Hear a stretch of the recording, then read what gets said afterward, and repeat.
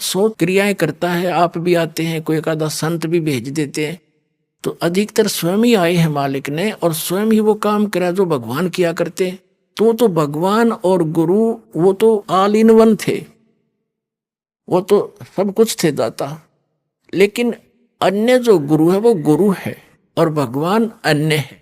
गुरु परमात्मा का पुजारी होता है और उसे मिलाने वाला मीडिया होता है। गुरु भगवान नहीं होता, भगवान तो भगवान ही होता है। लेकिन उस परमात्मा को पाने के लिए एक विधि बताई है परमात्मा ने कि अपने गुरु को आप एज ए गॉड ट्रीट करना, उससे भगवान की तरह व्यवहार करना, ताकि जब तुम यहां से जाओगे इसी रूप में आगे भगवान परीक्षार्थ बैठेगा। और यहां जैसा व्यवहार आप कर रहे हो, जैसे विचार अपने गुरुजी के प्रति रखते हो, वो वहां भी होंगे। तो वहां जैसी आपकी व्यवहार विचार त्रुटि युक्त होंगे तो वहां से आपको रिजेक्ट कर दिया जाएगा, फिर वापस गिर जाओगे। इसलिए परमात्मा कहते हैं गुरु मानुष कर जानते ते नरकइये अंध, महादुखी संसार में आज्ञा काल के फंद। गुरु गोविंद कर जानियो रहियो बचन समाए, और मिले ते दंडवत बंदगी नहीं पल पल ध्यान लगाए।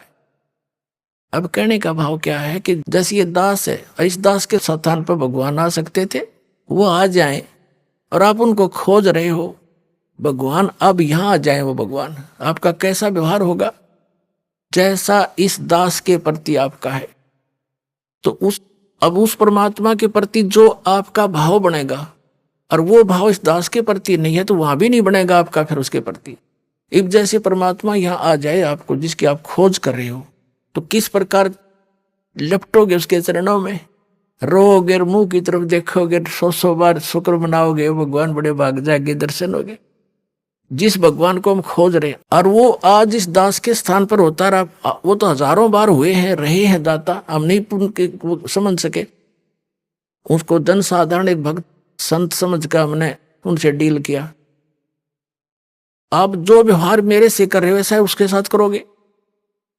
तो परमात्मा वहां जब जाएगा तो यहां ये सोचकर हमने गुरुदेव से डील करना चाहिए कि मान लियो भगवान बैठे हमारे सामने, भगवान के सामने कपट से बात नहीं की जा सकती। जो आदेश देव श्रोधार्य ही होना चाहिए, अपनी नहीं चलानी चाहिए, क्योंकि वो आपके हितैषी हैं, आपका बुरा नहीं चाहते, केवल भले के लिए आपको आदेश देंगे, ऐसा नहीं करना, ऐसा नहीं करना, केवल ऐसा ही करना। वचन मानोगे तो भगत बनोगे और आपका कल्याण होगा। यह कहते मुख पर वचन करे पर माना, और घर पर जाकर करे विज्ञाना।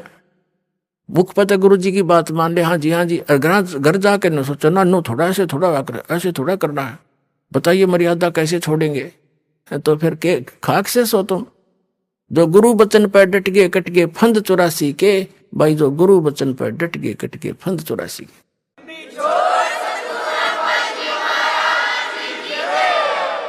वो तो गुरु रूप में आए थे मालिक ही, लेकिन दास गुरु रूप में मालिक नहीं, उस मालिक का दास समझो। लेकिन गुरु को भगवान के तुल्य मानने से आपकी समस्या हल होगी, नहीं तो होए को नहीं।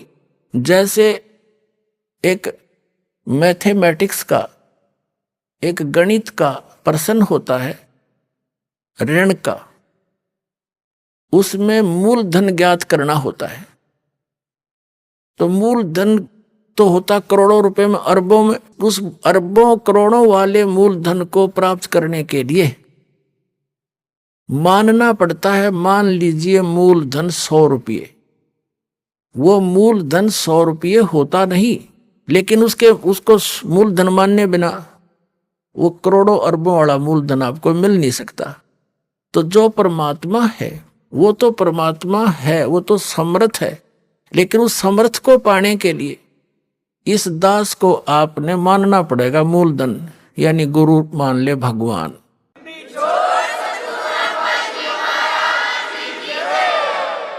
तभी आपकी यह समस्या हल होएगी, नहीं तो कति नहीं हो, 0 नंबर आओगे आपके। तो इस प्रकार समझदार को संकेत बहुत होता है। अब प्रसंग चल रहा है कि फिर जब भक्ति मार्ग पर चल पड़ते हैं, घना सामान धर के सिर पर नहीं चला जाता है, ये परंपराएं हटानी पड़ेंगी। और जैसे भगवान रखे न्यो रहना पड़ेगा। जैसे कर का जहर का रंग हो रही हो, कहो कौन तीस खावे राम रंग हो रही हो। अब रंका बंका झोपड़ी में रहते थे, वृद्ध हो गए थे, और क्या करते थे, जंगल से लकड़ी तोड़कर लाते थे, उसको बेचकर अपना खाने जोगा रखकर बाकी गुरुदेव के चरणों में भंडारे में लगा देते थे।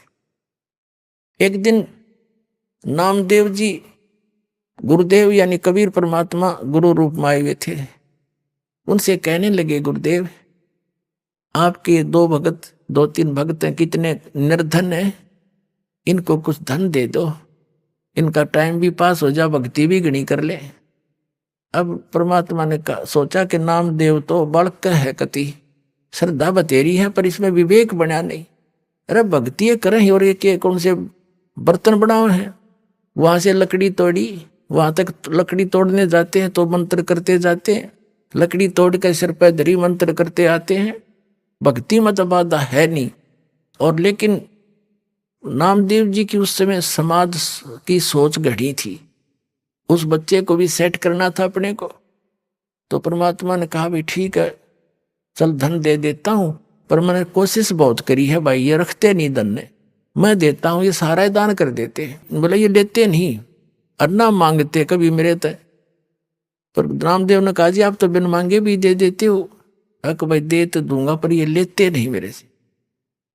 अब नामदेव जी का गला उतरा नहीं, भाई इतने दुखी हो रहे, क्यों ना लेंगे पैसा, तो ले ही लेंगे ये। वो परमात्मा बोले गुरुदेव रूप में कि अच्छा भाई आज इनको वो पैसे देते हैं। गहने ले लिए, गहने आभूषण सोने के चांदी के अच्छे 2-3 किलो एक थैले में लेकर नामदेव और गुरुदेव दोनों उस रास्ते में खड़े हो गए, झाड़ के आड़ में ओट में, जिससे वो दोनों रंका और बंका लकड़ी तोड़कर लाते थे। अब रंका तो आगे चल रहा था, बंका थोड़ी पीछे रह गई थी। थोड़ी फैसला था अपने सफर में, थोड़ा बहुत यानी 100-200 फुट का।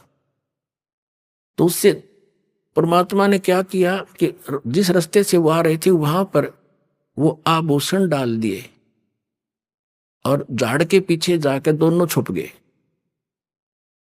अब आगे आ रहा था रंका, उसने देखा गहने पड़े हैं, और औरत जो है गहनों को देखकर लालच में आ जाती है, कहीं बंका अपने कर्म ना बिगाड़ ले। उसने पैर के साथ उस पर मिट्टी डालनी शुरू कर दी, सिर पर लकड़ी थी, पैर से रेता डालना शुरू कर दिया। अब बंका ने देखा मेरे पति रुक कैसे गए, कोई पैर में क्या हो गया इनको। उन्हें ध्यान से देखा, ये तो आभूषणों पर मिट्टी